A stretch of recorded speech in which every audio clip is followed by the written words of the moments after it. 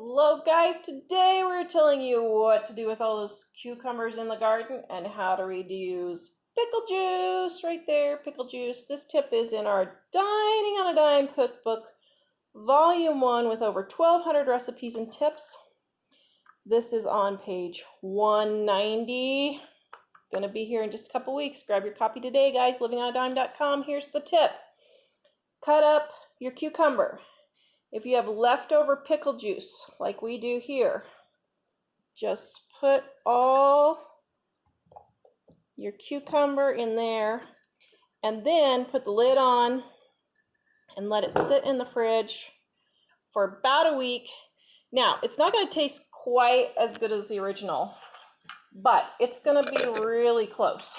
Put this in the fridge. Let it sit, and you have your cucumbers marinated right there for an easy refrigerator pickle. livingonadime.com. Check out our Dining on a Dime cookbook, new hardback. See how nice that lays flat? Bye-bye.